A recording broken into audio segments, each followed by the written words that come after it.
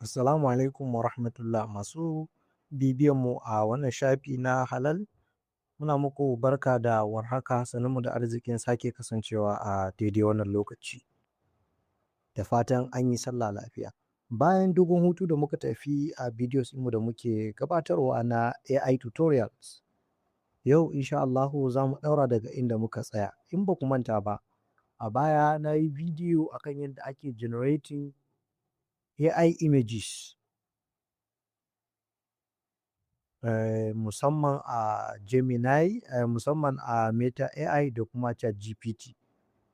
So a yau na sake dawowa don nuna mana yadda ɗan jarida ko wani mai buƙatan wani aiki cikin gaggawa zai iya amfani da AI musamman irin su ChatGPT domin ƙirƙirar labari ko rahoto.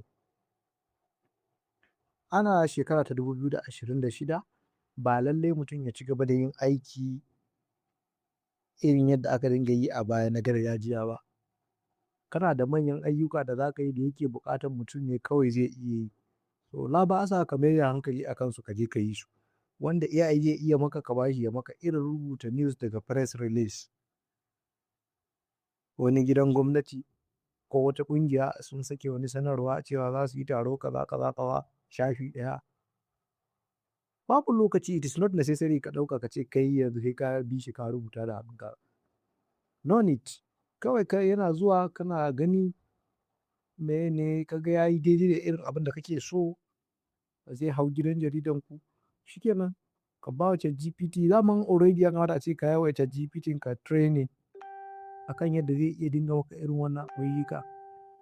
Particularly news writing from press releases.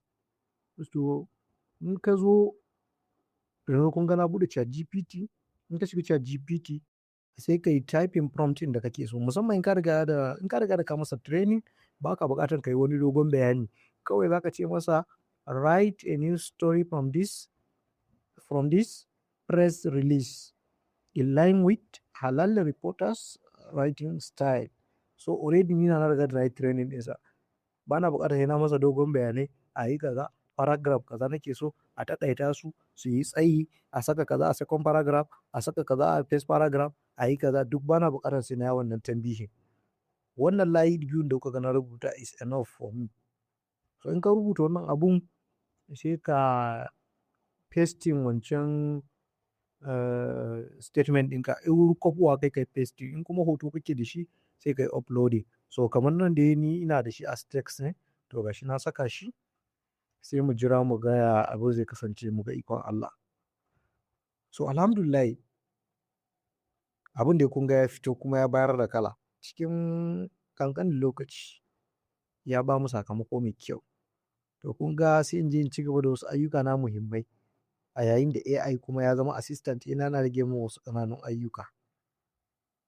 To bayan ya rubuta za ka zo ka karanta, kaga kuma ya yi daidai, babu kuskure, babu gyara. Saboda AI ba mutum bane zai iya yin kuskure. So idan ka tabbatar da cewa komai daidai ne, to sai ka je ka mataki na gaba. ChatGPT kan ka riga da ka sallame shi, tsakaninka da shi sai godiya. To daga nan za ka iya garzayawa ka yi submitting wa editan ka ya duba ya gani in ya yi daidai. Kawai sai dai ka ga labarin ka ya an buga shi. So insha Allahu a yau za mu dakata a daidai wannan wuri. Sai idan Allah ya kai mu bidiyo na gaba, za mu yi wasu sabbin bayanai game da amfani da AI. Muna fatan Allah ya sanya mana albarka a cikin harkokinmu na yau da kullum. Idan ka ji daɗin wannan bidiyo, za ka iya danna mana alamar subscribe kuma ka dinga bibiyan shafinmu a koda yaushe domin samun sababbin shirye-shiryenmu. Mu huta lafiya.